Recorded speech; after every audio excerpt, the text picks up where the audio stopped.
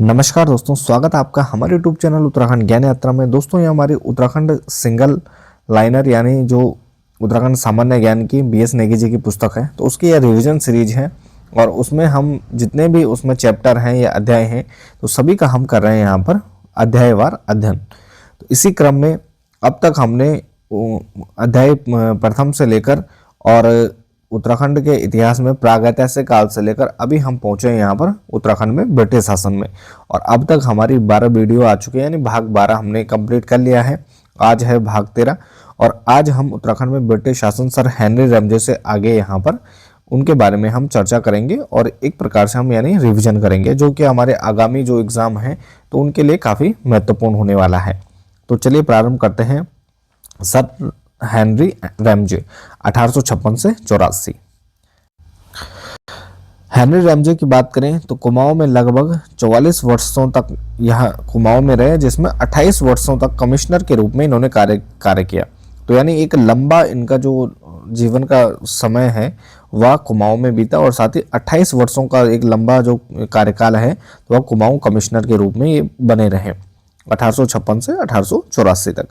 यह मूल रूप से स्कॉटलैंड वासी थे और भारत के जो गवर्नर जनरल थे डलहौजी, तो 1848 से 56 तक ये गवर्नर जनरल थे। तो इनके ये चचेरे भाई थे और साथ ही रैमजे का विवाह पूर्व जो कमिश्नर थे लूसिंगटन, तो उनकी बेटी से हुआ था। 1884 में सेवानिवृत्त हुए और 1892 तक ये अल्मोड़ा में रहे। कुमाऊं में रैमजे को रामजी साहब और कुमाऊं का बेताज बादशाह व मुकुट रहित राजा के रूप में इनको जाना जाता था। तो इनको रामजी साहब, बेताज बादशाह और मुकुट रहित राजा कहा जाता था कुमाऊं में। हेनरी रैमजे को भाबर का विश्वकर्मा या निर्माता भी इनको कहा जाता है, जो इन्होंने भाबर में डेवलपमेंट करवाया। रैमजे पहाड़ी बोली को बोलने में सक्षम और किसान व मजदूरों के घरों में कहते हैं कि मंडुए की रोटी भी ये खा लेते थे। और हेनरी रैमजे की बात करें तो कुमाऊं में अंग्रेजों को बसाने का विरोध भी इनके द्वारा किया गया था, जब अधिक संख्या में अंग्रेजों को यहाँ पर बसाया जा रहा था। इसके अलावा नैनीताल को स्कूली शिक्षा का केंद्र बनाने के रूप में इनके द्वारा कार्य किया गया और 1858 में हिल रेजिमेंट की यहाँ पर स्थापना भी की गई। हेनरी रैमजे 4 महीने के अंतराल पर ये बिनसर, अल्मोड़ा, भाबर में ये क्या करते थे, निवास करते थे। तो यानी 4 महीने बिनसर में, 4 महीने अल्मोड़ा में और 4 महीने भाबर के क्षेत्र में ये निवास करते थे। रैमजे ने तराई भाबर के विकास हेतु यहाँ पर नहरों का निर्माण करवाया और साथ ही तराई इम्प्रूवमेंट फंड की स्थापना की थी 1883 में। तो यानी तराई के डेवलपमेंट के लिए इनके द्वारा यहाँ पर तराई इम्प्रूवमेंट फंड की स्थापना की जाती है 1883। 1867 में नैनीताल में प्रथम भूस्खलन हुआ था और इसके कारणों का पता लगाने के लिए हिल साइड सेफ्टी कमेटी यहाँ पर गठित की गई थी। तो 1867 में जो भूस्खलन हुआ था इसके लिए हिल साइड सेफ्टी कमेटी यहाँ पर गठित की गई। साथ ही 1880 में यहाँ पर पुनः भूस्खलन होता है, जिसमें 151 लोग यहाँ पर मारे जाते हैं। उसके बाद यहाँ पर निकासी हेतु नालियों का निर्माण करवाया गया। विकेट बंदोबस्त 1863 से 73 इनके शासनकाल में होता है और पहली बार यहाँ पर वैज्ञानिक तरीके से भू बंदोबस्त किया जाता है।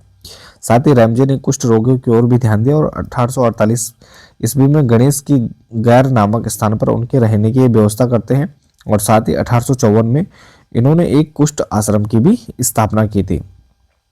उसके अलावा उत्तराखंड में आपदा प्रबंधन का प्रथम प्रयास रैमजे द्वारा किया गया था, जो हिल साइड सेफ्टी कमेटी गठित की गई थी। तो यह आपदा प्रबंधन की ओर प्रथम प्रयास था। उसके बाद यहाँ पर नालियों का निर्माण भी किया जाता 1880 में। 1857 के सैन्य विद्रोह के समय ये कुमाऊं के कमिश्नर थे। रैमजे स्वयं में कंजर्वेटर के पद पर भी कार्य करते हुए 1858 ईस्वी में इनके द्वारा ठेकेदारी प्रथा को यहाँ पर समाप्त किया जाता है और 1861 ईस्वी में जंगलात बंदोबस्त करवाया जाता है। इसके अलावा वनों के बचाव और संवेदनशीलता को लाने का श्रेय भी किसको जाता है, हेनरी रैमजे को यहाँ पर जाता है। 1858 में उनके द्वारा जो ठेकेदारी प्रथा थी उसको समाप्त कर दिया जाता है। 1868 में रैमजे कुमाऊं मंडल के कंजर्वेटर भी रहे। साथ ही अधिसूचित जिला अधिनियम काफ़ी महत्वपूर्ण है, जिसमें हम 1874 ईस्वी को यह पारित किया जाता है और इसी के तहत इसके नियम 6 के तहत 1931 में कुमाऊं में वन पंचायतों का गठन भी किया जाता है और इसी के तहत यहाँ पर हम उत्तराखंड की जो प्रसिद्ध पटवारी व्यवस्था है वह भी देखने को मिलती है। हेनरी रैमजे के कार्यकाल में पादरी विलियम बटलर नैनीताल में 1858 ईस्वी में भारत के पहले मेथोडिस्ट चर्च की स्थापना का जो श्रेय है वह भी इनके शासनकाल में जाता है।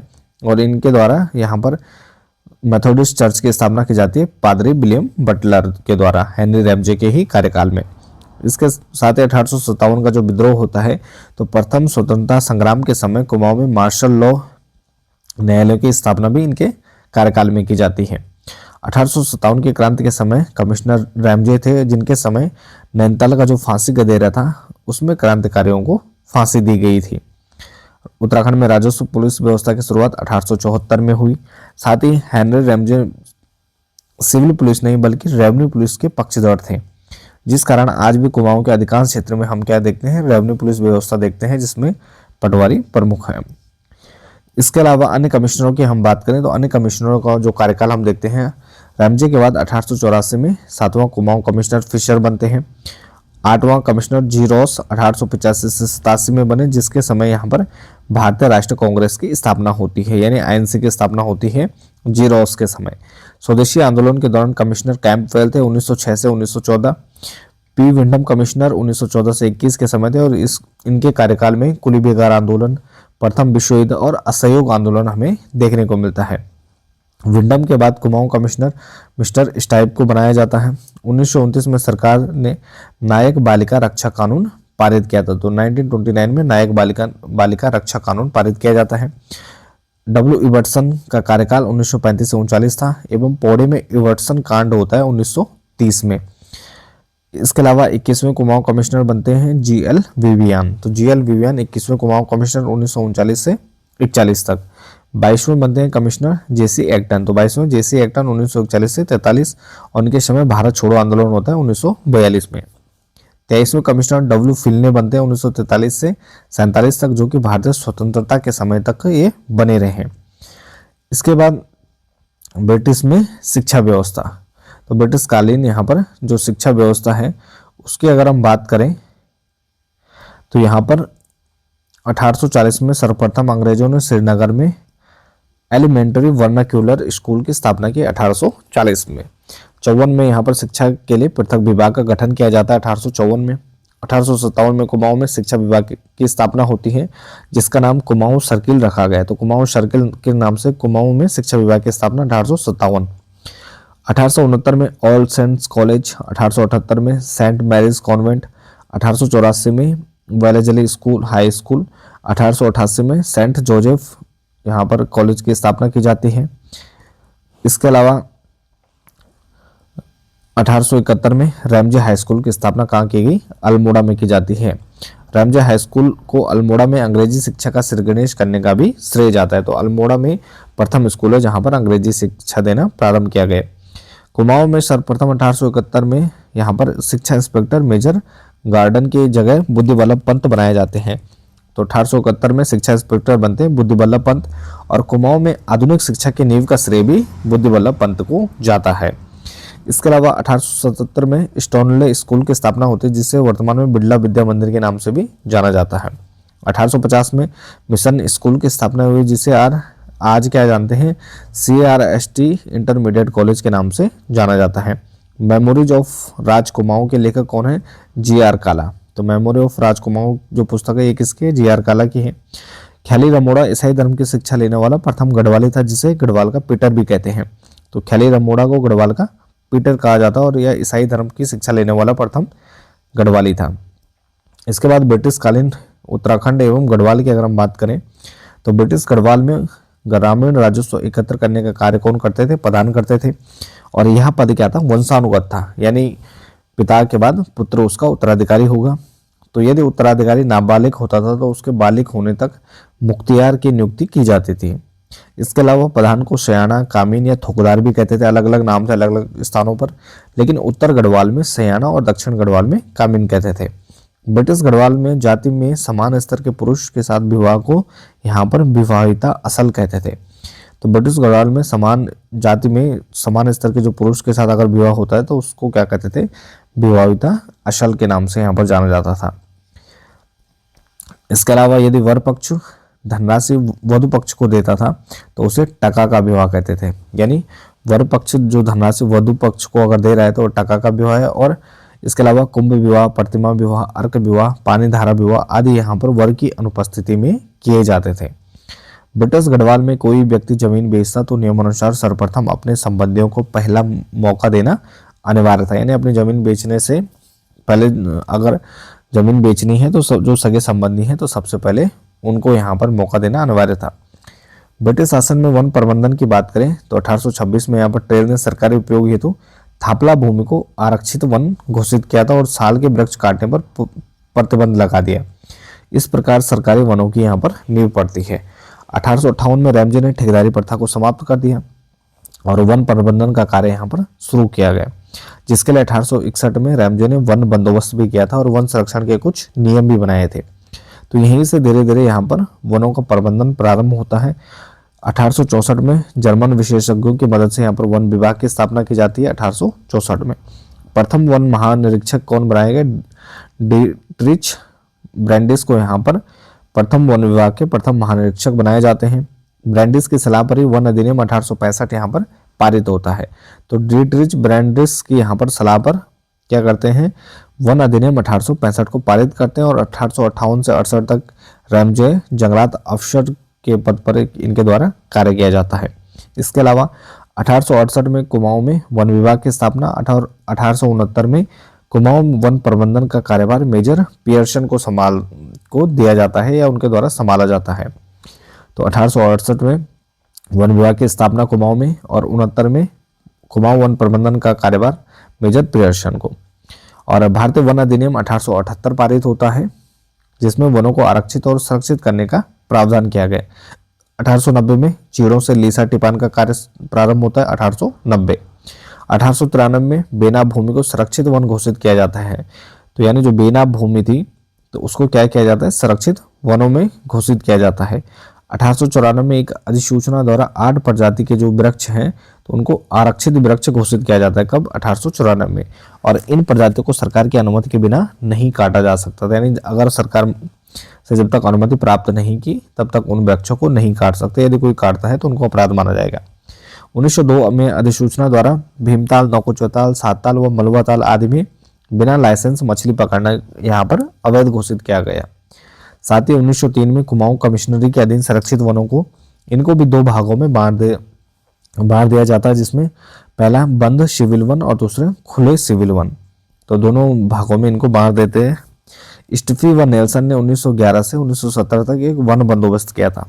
तो स्टीफी और नेल्सन ने 1911 से 17 में वन बंदोबस्त किया, जहां उसके बाद यहाँ पर हमें एक वृहद वन आंदोलन भी देखने को मिलता है। 1921 में सोमेश्वर की दुर्गा देवी को थकलोड़ी के वनों में आग लगाने के जुर्म में 1 माह की कैद हुई थी, जो क्षेत्रीय और राष्ट्रीय आंदोलन में गिरफ्तार होने वाली पहली महिला थी। तो यह थी 1921 में सोमेश्वर की दुर्गा देवी। मोहन सिंह मेहता कुमाऊं की सर्वप्रथम गिरफ्तारी मार्च 1921 ईस्वी में धारा 107 के तहत मोहन सिंह मेहता की गई। 1869 में ब्रिटिश गढ़वाल वन विभाग की स्थापना हुई। तो कुमाऊं वन विभाग की स्थापना 1868 में और 1869 में यहाँ पर ब्रिटिश गढ़वाल में वन विभाग की स्थापना की जाती है। और गढ़वाल के जो वन थे उनको 4 भागों में बांटा जाता है: पाटली दून के वन, चंडी वन और कोटरी दून के वन और उदयपुर के वन। तो यहाँ पर जो गढ़वाल के वन है उनको 4 भागों में यहाँ पर डिवाइड किया गया। वन अधिकारी नेल्सन ने वन भूमि को ABC वर्ग में यहाँ पर बांटा। तो ABC वर्ग में यहाँ पर नेल्सन के द्वारा बांटा गया। साथ ही दिसंबर 1914 ईस्वी में गढ़वाल के वनों को 2 भागों उत्तरी वन और दक्षिणी वन में बांटा गया। तो पहले यहाँ पर 4 भागों में बांटा गया, उसके बाद फिर 1914 में गढ़वाल वनों को 2 भागों में बांटा जाता है, उत्तरी वन और दक्षिणी वन। और 1924 में दोनों डिवीजनों को फिर एक कर दिया जाता है। तो यानी दिसंबर 1914 में उत्तरी वन दक्षिणी वन बनाए गए 2 भाग और फिर 10 साल बाद 1924 में दोनों डिवीजन एक हो गए। 1916 में ऑस मास्टर ने उत्तरी गढ़वाल और भोला ने दक्षिणी गढ़वाल के लिए एक पंचवर्षीय योजना बनाई थी। तो 14 में 2 भागों में बांटा गया उत्तरी दक्षिणी वन और 16 में ऑस मास्टर द्वारा यहाँ पर अलग अलग योजना बनाई जाती है उत्तरी गढ़वाल के लिए और भोला द्वारा दक्षिणी गढ़वाल के लिए। 1916 में वन समस्याओं के निराकरण के लिए यहाँ पर कुमाऊं संघ की स्थापना हुई, जिसके सचिव कौन थे? गोविंद वल्लभ पंत थे। 1916 में की गई। इसके अलावा टेरी रियासत की अगर हम बात करें तो टेरी रियासत में वन प्रबंधन 1840 के आसपास यहाँ पर टेरी राजा ने विल्सन नामक व्यक्ति को यहाँ पर वन भूमि को पट्टे में दिया और 1864 में इसे समाप्त उनके द्वारा किया गया। विल्सन पहली बार जल मार्ग द्वारा ढुलाई का चलन इसने शुरू किया। तो विल्सन ने जलमार्ग द्वारा ढुलाई का चलन शुरू किया नदी से होते हुए। विल्सन ने अपनी मजदूरी के लिए अपने सिक्के भी चलाए थे, जिस कारण उसे मजदूर जो उसके मजदूर थे उसको राजा विल्सन कहते थे। 1 मई 1885 को टेरी रियासत में वन संरक्षण के अधीन पृथक वन विभाग की स्थापना की जाती है। तो टेहरी में 1 मई 1985, 1868 में कुमाऊं में, 1869 में गढ़वाल में वन विभाग की स्थापना, और टेरी में 1 मई 1885 को, और जिसके तहत 4 रेंज और 23 बीट बनाई गई थी। तो 4 रेंज और 23 बीट यहाँ पर बनाई गई। 1897 में वन प्रबंधन व संरक्षण के में प्रमुख योगदान पंडित केशवानंद का रहा, जिन्होंने देवदार और चीड़ प्रबंधन के लिए पर्यावरण पद्धति का यहाँ पर उनके द्वारा प्रयोग किया गया। किसके द्वारा किया गया पर्यावरण पद्धति का प्रयोग? पंडित केशवानंद। किसके लिए किया गया? देवदार और चीड़ वनों के प्रबंधन के लिए। और 1897 में 1904 में पंडित सदानंद को वन प्रबंधन का कार्यभार सौंपा गया। टेरी में वन आंदोलन का नेतृत्व साधारण किसान कर रहे थे। इस आंदोलन के संचालन हेतु एक समिति भी गठित की गई, जिसके अध्यक्ष कौन थे? दयाराम रवाटा। और इस समिति की बैठक प्रतिमान लाखा मंडल में होती थी। इसके बाद नरेंद्र शाह के कार्यकाल में वन अधिकारी पद्मादत्त रतूड़ी थे और प्रशिक्षण के लिए ये फ्रांस गए थे, और जिसके बाद इनके द्वारा मुनारबंदी प्रारंभ की गई थी। इसके अलावा रवाई की जनता ने समिति के नेतृत्व में आजाद पंचायत का यहाँ पर गठन किया जाता है रवाई के क्षेत्र में। टेरी दरबार में वर्ष 1928 से 29 ईस्वी में वन सलाहकार के रूप में जर्मनी निवासी डॉक्टर एफ हेस्क की सेवाएं ली गई थी। तो एफ हेस्क क्या थे? यहाँ पर वन सलाहकार थे 1928-29 में। कहाँ? टेरी में। 1930 में आजाद पंचायत के साथ एक समांतर सरकार की स्थापना हुई, जिसमें हीरा सिंह को 5 सरकार और बैजराम को 3 सरकार की यहाँ पर उपाधि दी गई। रवाई में आंदोलन को तोड़ने के लिए यहाँ पर चक्रधर ने रणजीत सिंह रवाई को यहाँ पर रवाई का थोकदार बनाया था। तो रणजीत सिंह को यहाँ पर रवाई का थोकदार जो नियुक्त किया था, तो चक्रधर जुयाल ने यहाँ पर जो आंदोलनकारी थे उनके आंदोलन को तोड़ने के लिए किया था। 20 मई 1930 को यहाँ पर एसडीएम सुरेंद्र दत्त शर्मा व डीएफओ पद्मदत्त रतूड़ी के साथ स्थानीय जनता का विवाद हो जाता है। और 30 मई 1930 को यहाँ पर रवाई के लोग तिलाड़ी नामक स्थान पर एकत्रित होते हैं, जिसमें दीवान चक्रधर जुयाल जाते हैं और 150 सैनिकों के साथ ये किसानों पर गोली चलाने के आदेश दे देते हैं। तो इसमें लगभग 200 से 300 लोगों की यहाँ पर मृत्यु हो जाती है, जिसे तिलाड़ी कांड के नाम से यहाँ पर जाना जाता है। 30 मई 1930 यहाँ पर रवाई के क्षेत्र में। इसके अलावा उत्तराखंड में वन पंचायतों गठन की बात करें हम, तो 13 अप्रैल 1921, तो यह कई बार एग्जाम में पूछा जा चुका है। फॉरेस्ट ग्रीवेंस कमेटी का गठन होता है, जिसका उद्देश्य क्या था?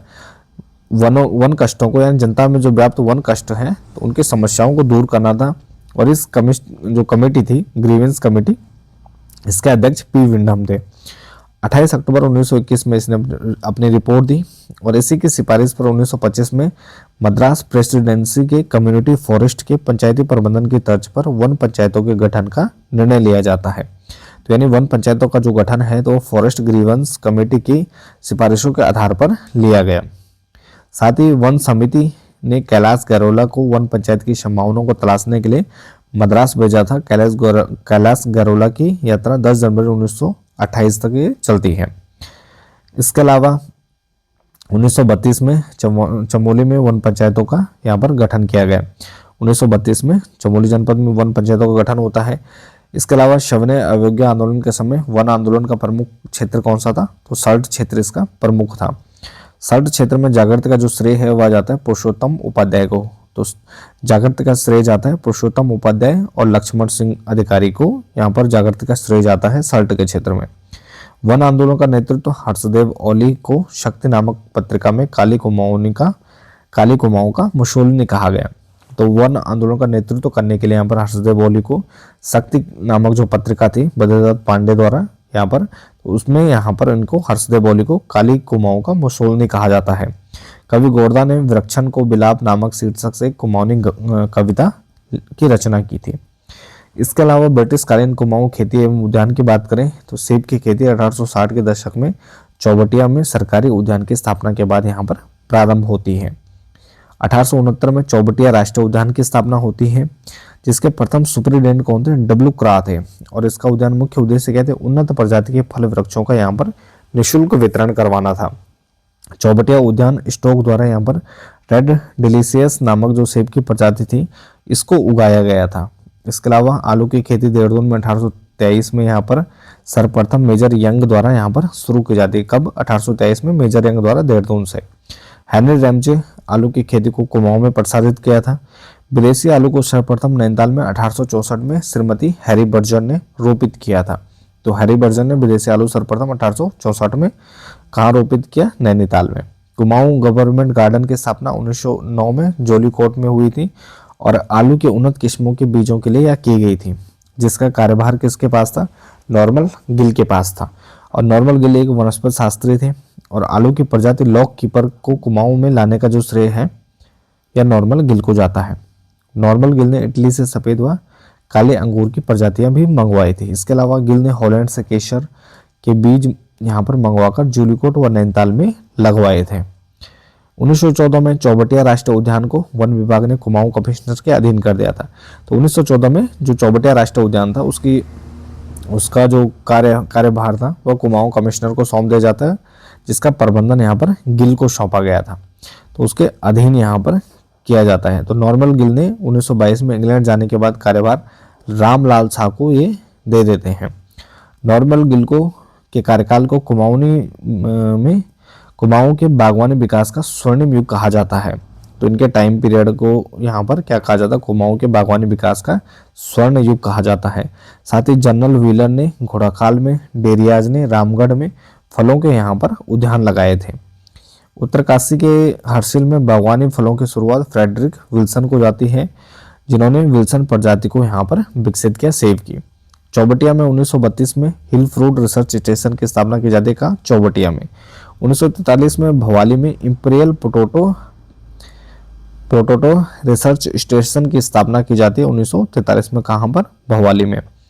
ब्रिटिश काल में माल एक क्या था? भूमिकर और शायर गैर कृषि राजस्व कर होता था। इसके बाद उत्तराखंड में अगर हम चाय की खेती की बात करें तो सर्वप्रथम यहाँ पर 1824 में ब्रिटिश लेखक बिशप हैबर ने कुमाऊं में चाय की खेती करने का सुझाव दिया था। चाय का उत्पादन सर्वप्रथम 1830 में भी यहाँ पर प्रारंभ होता है। 1834 में लॉर्ड विलियम बेंटिंग के समय एक चाय कमेटी का गठन होता है। 1834 में कुमाऊं में चाय की पहली जो खेप आती है 1835 में आती है और अल्मोड़ा के समीप लक्ष्मेश्वर एवं भीमताल के समीप से लगाया जाता है। कहाँ लगाया जाता है? अल्मोड़ा में। 1835 में टेरी रियासत में चाय की खेती प्रारंभ होती है। 1835 में अल्मोड़ा के लक्ष्मेश्वर में सर्वप्रथम डॉक्टर फॉकनर ने बगीचा लगाते हैं और कुछ चाय के नमूनों के साथ ये इंग्लैंड गए थे। फॉकनर ने कुमाऊं में चाय की समानता चीन से आयोजित होने वाली जो उलांग चाय है उससे करते हैं ये कुमाऊं के चाय की समानता। 1844 में जेमिसन ने देहरादून में सरकारी चाय बागवान की शुरुआत की। 1844 में 1843 में कैप्टन हडल्सन ने पौड़ी व गडोलिया में चाय के बागान लगाए। साथ ही 1850 में चीनी चाय विशेषज्ञ थे एसआई वांग, तो इनको गढ़वाल यहाँ पर बुलाया जाता है। पौड़ी में यहाँ पर डीए चौफिन नामक जो यहाँ पर चीनी चाय काश्तकार है, तो इसके द्वारा सरकारी चाय फैक्ट्री की स्थापना की जाती है पौड़ी में डीए चौफिन द्वारा।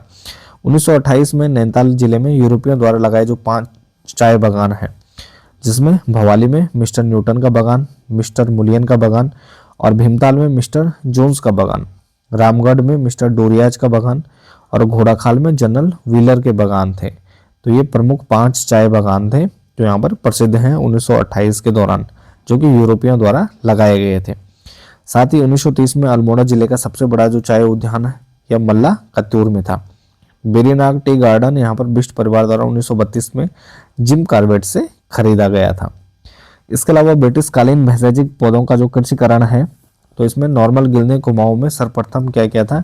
बेलाडोना की खेती यहाँ पर इनके द्वारा प्रारंभ की गई। उसमें एट्रोपा बेलाडोना का बीज यहाँ पर बाहर से मंगवाकर, विदेशों से मंगवाकर नैनीताल और चौबटिया में रोपित किया था। नॉर्मल गिल ने चौबटिया गार्डन में ही बेलाडोना की पत्तियों को सुखाने के लिए एक प्लांट भी लगाए थे। तो इनके द्वारा चौबटिया गार्डन में बेलाडोना के पत्तियों को यहाँ पर सुखाने के लिए प्लांट लगाया जाता है। 1944 में रानीखेत में जंगलों के पायरेथ्रम के जो फूल हैं उनकी खेती यहाँ पर शुरू हुई और इन फूलों से मलेरिया मच्छर मारने की दवा बनती थी। हॉर्टिकल्चर प्रयोग एवं प्रशिक्षण केंद्र की स्थापना 1934 में हुई, जो कि फलों का एक शोध केंद्र था। तो यह होती है 1934 में। भेषज विकास योजना 1949, तो भेषज विकास योजना 1949 के तहत हर्बल स्टेट यहाँ पर बना था, जिसको बनाने की मुख्य भूमिका श्री प्रजापति जोशी की रही। भेषज विकास योजना के तहत रानीखेत में कोऑपरेटिव ड्रग फैक्ट्री की स्थापना की जाती है। यह अब एग्जाम में पूछा जा चुका है। 1953 में औषधि निर्माण के लिए किया गया, जिसके प्रथम प्रबंधक क्या थे? प्रजापति जोशी थे। तो 1953 में इसकी स्थापना की जाती है, कोऑपरेटिव ड्रग फैक्ट्री। सर्वप्रथम भेषज विकास योजना का जो प्रसार है तो अल्मोड़ा और नैनीताल में किया जाता है, और भेषज विकास योजना का 1955 ईस्वी में विस्तार फिर इसके बाद टिहरी और पौड़ी जनपदों में किया गया। 1984 में श्री जोशी के प्रयासों से केंद्र सरकार ने Indian medicine pharmaceutical company limited की स्थापना कहाँ पर की थी? मोहन अल्मोड़ा में की थी। तो ये कई बार एग्जाम में आ चुके हैं। इसके अलावा भेषज विकास योजना के विस्तार के पश्चात यहाँ पर सहकारी विभाग के अंतर्गत 1972 में जिलेवार भेषज संघों की स्थापना की गई। 1972 में 80 में यहाँ पर सहकारिता विभाग ने जिलेवार भेषज संघ की स्थापना की, तो 72 में जिलेवार भेषज संघ, और 1980 में सहकारिता विभाग ने जिलेवार भेषज संघ की स्थापना सर्वप्रथम पिथौरागढ़ और नैनीताल में की। 1980 में 1989 में यहाँ पर गोपेश्वर जड़ी बूटी शोध एवं विकास संस्थान की स्थापना चमोली के गोपेश्वर में की जाती है। इसके बाद ब्रिटिश प्रशासन के नियम की बात करें तो यहाँ पर जो प्रमुख नियम बनते हैं, कुमाऊं जल नियम 1917। तो जल संसाधनों के नियमितीकरण हेतु यहाँ पर अनुसूचित जिला अधिनियम 1874 है, उसके अधीन यह नियम बनाए गए, कुमाऊं जल नियम 1917। कुमाऊं जल नियम 1930 में 1917 में जो नियम बना था तो उसी में सुधार किए गए। इसमें घराटों के लिए विस्तृत प्रावधान किए गए। कुमाऊं ग्रीवेंस कमेटी 1921 कमेटी की स्थापना की गई। इसका कार्य वनों से होने वाली जो हानि संबंधित मामले थे उसमें अपनी रिपोर्ट देना था, और 1921 में कमेटी ने अपनी रिपोर्ट दी। कुमाऊं ग्रीवेंस कमेटी 3 जिला कमेटी में यहाँ पर विभाजित की गई, जिसमें अल्मोड़ा, नैनीताल और गढ़वाल थे। The Kumaon revenue police bill 1932 को पारित किया गया। Kumaon Tennessee jurisdiction and procedure bill 1931 में पारित हुआ।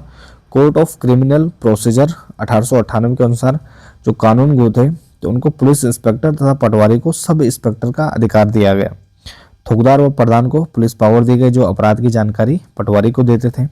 सर्वप्रथम अंग्रेज रुदरफोर्ड ने काशीपुर में भांग की फैक्ट्री स्थापित की। तो अंग्रेज रुदरफोर्ड ने क्या किया? काशीपुर में भांग की फैक्ट्री लगाई। मई 1919 में पन्नालाल को कुमाऊं के स्थानीय रीति रिवाजों के लिए ब्रिटिश सरकार को बताने के लिए यहाँ पर नियुक्त किया गया था। तो पन्नालाल को 1919 में यहाँ पर कुमाऊं के स्थानीय रीति रिवाजों को बताने के लिए नियुक्त किया गया। साथ ही कस्टमरी लॉ इन कुमाऊं, तो कुमाऊं में प्रथागत कानून, इसके जो लेखक हैं तो यह पन्नालाल थे। 1929 में प्रकाशित डॉक्टर एल.डी. जोशी की पुस्तक है खस परिवार कानून थी, जो कि कुमाऊनी रिवाजों कानूनों के बारे में लिखी गई थी। इसके बाद यहाँ पर ब्रिटिश कालीन अधिनियमों की बात करें तो वन अधिनियम 1865, भूमि अधिग्रहण अधिनियम 1874 में, द कुमाऊं फॉरेस्ट रूल्स 1931 में, इंडियन एविडेंस एक्ट 1872 में। इसके अलावा भारतीय दंड संहिता 1860, Indian forest act 1927, UP village panchayat act 1947, cantonment act 1924, नयाबाद बंजर भूमि और आवंटन कानून 1893 में पारित हुआ। North India canal and drainage act 1873 में यह पारित होता है। वर्ष 2023 में आईपीसी 1860 को भारतीय न्याय संहिता बीएनएस के साथ यहाँ पर प्रतिस्थापित किया गया, यानी उसको बदला गया है, जो कि आपराधिक न्याय प्रक्रिया में सुधार लाने का लक्ष्य रखता है। इसके अलावा कैप्टन जोन्स ने सन 1861 ईस्वी में कुमाऊं की तराई में नहर प्रणाली विकसित की। कैप्टन जोन्स ने 1861 में काशीपुर परगने में मैकडोनाल्ड ने सिंचाई प्रणाली विकसित की थी, तो यानी नहरों का निर्माण करवाया था, नहरों का जाल बिछवाया था। 1831 में तराई क्षेत्र में बोर्डरसन ने बंदोबस्त करवाया था। घराटों पर सर्वप्रथम कर बैकेट द्वारा लगाया गया। बैकेट ने सर्वप्रथम घराटों पर कर लगाए। पूरे साल चलने वाले जो घराट है उन पर 2 रुपये प्रतिवर्ष और मौसमी घराटों पर 1 रुपये प्रतिवर्ष यहाँ पर कर लगाए गए। और जो धर्मार्थ जो घराट थे, धर्म से संबंधित थे, उनमें किसी प्रकार का कर नहीं लिया जाता था। 1894 में कुमाऊं में न्याय का सर्वोच्च अधिकारी कौन होता था? कमिश्नर होता था। 1914 से कुमाऊं में सेशन जज के कोर्ट खोले गए। साथ ही 1914 में यहाँ पर न्याय विभाग था उसको पृथक किया गया, जो कि उच्च न्यायालय के अधीन हो गया। ब्रिटिश कुमाऊं में पहला जो मुंसिफ था तो यह 1929 को नियुक्त किया गया। इसके बाद उत्तराखंड में जो भूमि बंदोबस्त हुए, तो अब तक ब्रिटिश शासन से लेकर कुल 12 भूमि बंदोबस्त हुए। 1815 में गार्डनर के नेतृत्व में कुमाऊं में, और 1816 में सर्वप्रथम ट्रेल के नेतृत्व में यहाँ पर गढ़वाल में भूमि बंदोबस्त किया गया, जो एक साला व वार्षिक बंदोबस्त था। विलियम ट्रेल ने 1816 से 33 तक कुल 7 बंदोबस्त करवाए। तो सर्वाधिक जो बंदोबस्त होते हैं किसी कुमाऊं कमिश्नर में के शासनकाल में, तो 1816 से 33 तक कुल 7 बंदोबस्त किए जाते हैं। अकेले किसने करवाए? ट्रेल ने करवाए। 1817 में ट्रेल ने ब्रिटिश कुमाऊं में 1 साल के लिए बंदोबस्त करवाते हैं, 1817। फिर 18 में करवाते हैं 3 साल के लिए। फिर उसके बाद यहाँ पर संवत 1880 या 1823 में ट्रेल द्वारा 5 साल बंदोबस्त करवाया जाता है।